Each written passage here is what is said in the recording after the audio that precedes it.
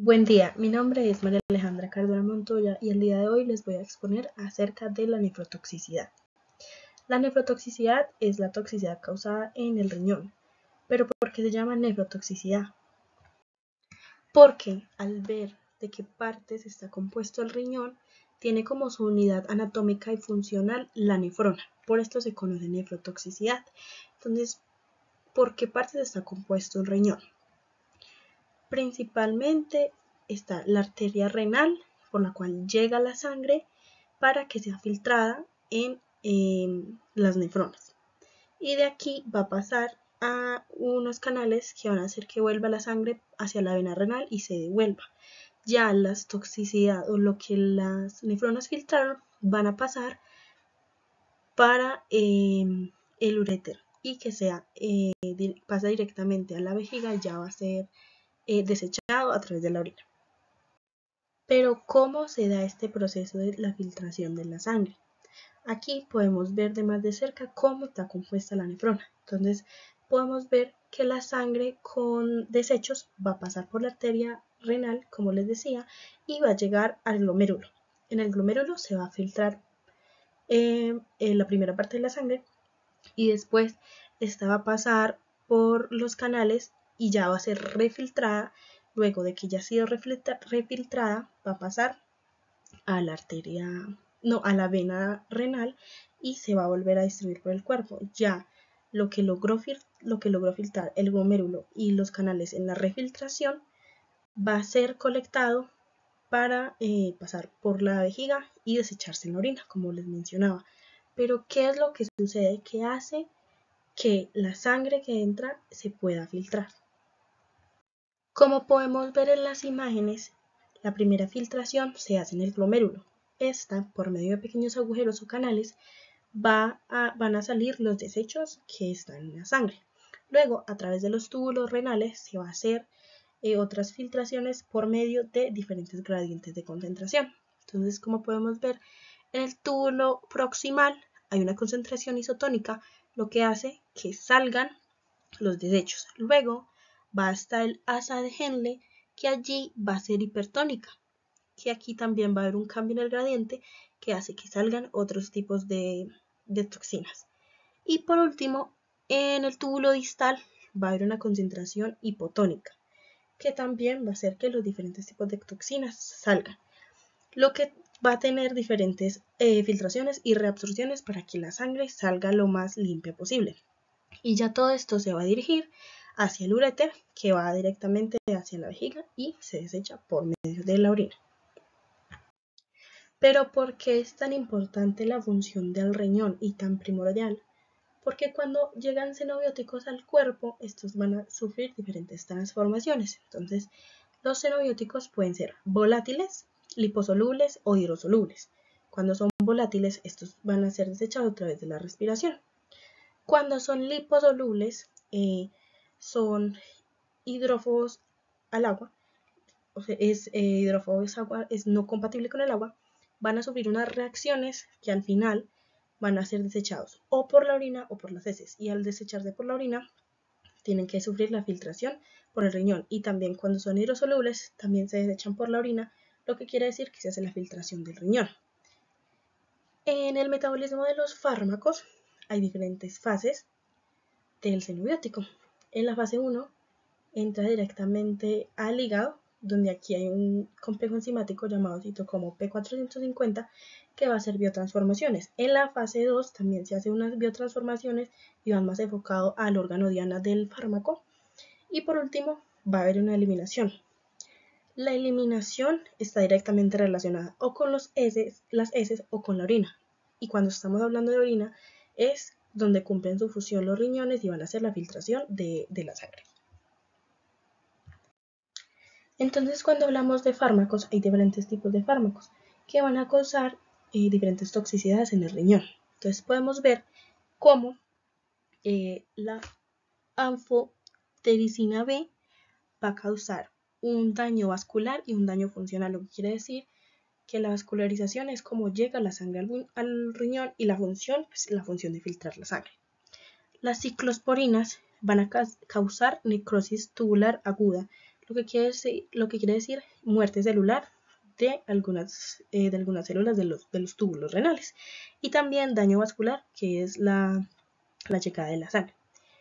El litio también puede causar una toxicidad en el riñón, como es nefritis intersticial y enfermedad glomerular.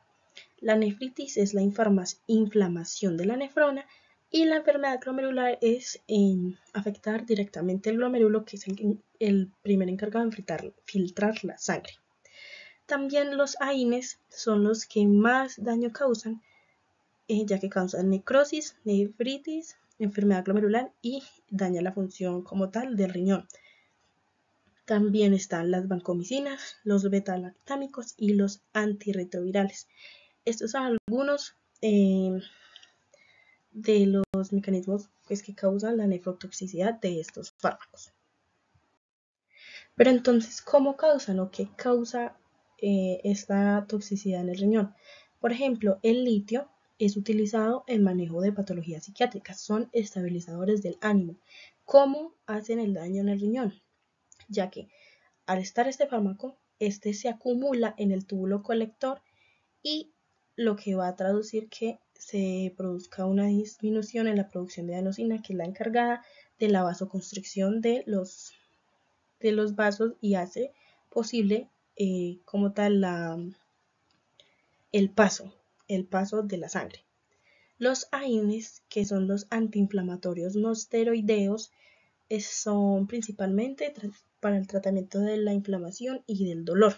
Estos se utilizan en gran medida y que causan disminución en las prostaglandinas, lo cual se va a traducir en una respuesta vasodilatadora ineficiente, lo que va a hacer que la arteriola aferente tenga un cambio en la presión, y la sangre no va a tener la misma presión que en un ciclo normal de filtración, porque los vasos como tal del riñón están o dilatados o comprimidos, lo que va a hacer que haya diferentes presiones y que la sangre vaya en diferentes velocidades para que pueda ser filtrada.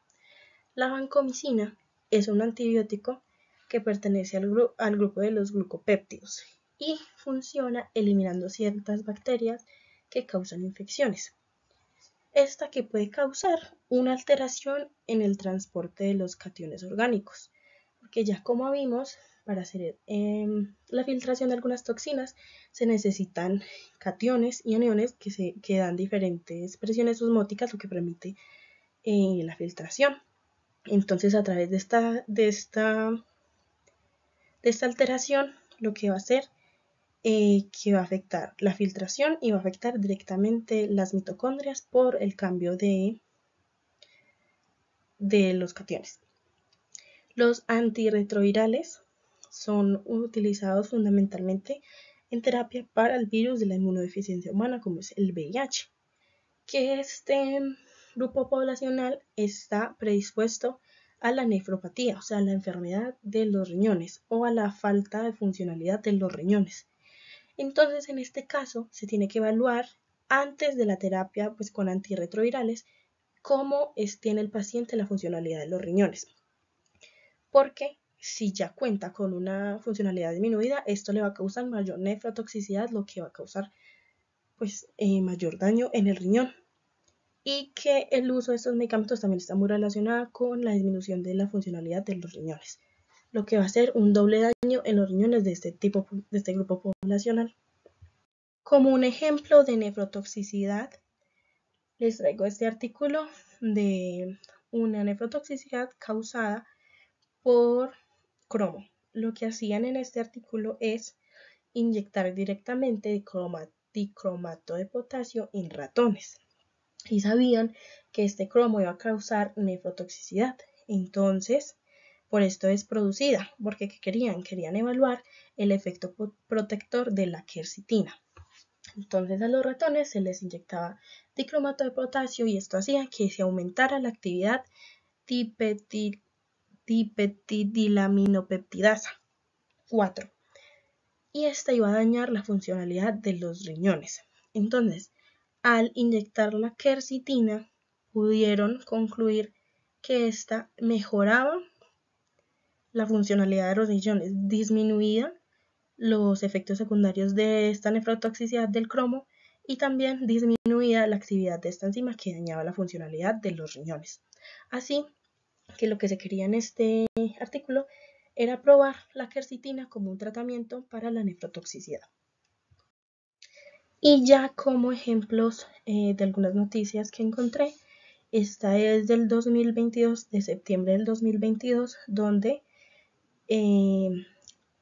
pues se inicia con una pregunta donde dice, tu médico ya no te receta ibuprofeno de 600 miligramos. ¿Por qué? Aquí en la noticia decían que este ibuprofeno pues es de venta libre y las personas se automedicaban y había un consumo excesivo de este antiinflamatorio que hace parte de los AINES. Entonces estos pues causan, como ya vimos en el cuadro anterior, muchas de las afecciones del riñón y pues al no tener un control, la gente se está automedicando, lo que hacía tener mayor nefrotoxicidad. Entonces lo que hicieron en Estados Unidos es disminuir la prescripción de este medicamento. Decían que con un ibuprofeno de menor concentración o con otros tipos de AINES para mejorar este problema con el ibuprofeno. En esta noticia era acerca de la nefrotoxicidad causada por mercurio, donde un pueblo de Costa Rica llamado Cruzitas tenía una contaminación en el agua con mercurio y pues que las personas de Cruzitas estaban consumiendo esta agua con mercurio. Entonces declararon una emergencia nacional debido a que las personas iban a tener una nefrotoxicidad por mercurio y que esta pues no presentaba una larga recuperación, lo que iba a hacer, lo que era mejor, darles una prevención a los habitantes de este pueblo y que no consumieran el agua. Esta última noticia es sobre nefrotoxicidad en el año 2020. Esto fue en septiembre, que estábamos en plena pandemia. Lo que sucedió fue que un grupo de personas estaba promoviendo que el COVID no existía, que era un invento, y además estaban dando la solución mineral milagrosa, y que esto era clorito de sodio al 28%. Hacían que las personas se tomaran esta solución para curarse del coronavirus, para curarse del COVID, para ser inmunes al COVID. Entonces, pues esto es muy nocivo para la salud y que la ingesta va a producir insuficiencia hepática y nefrotoxicidad y otras alteraciones digestivas y metabólicas. Entonces esto era por la desinformación. Las personas estaban dando como solución al coronavirus tomar clorito de sodio del 28%. Así que lo que hicieron las autoridades fue advertir de que todo esto era mentira y que esta solución era totalmente tóxica para el organismo y que no creyeran en este tipo de cosas. Muchas gracias por su atención. En esta exposición podemos ver lo primordial de la función del riñón en el cuerpo humano. No quiere decir que este sea el único que va a actuar, sino que en conjunto, como es la función del hígado, la función del riñón, la función del corazón, todos hacen parte de un conjunto que todos deben estar en su máximo para que el organismo pueda estar funcional totalmente en su mejor forma. Y estas fueron las referencias utilizadas para mi exposición.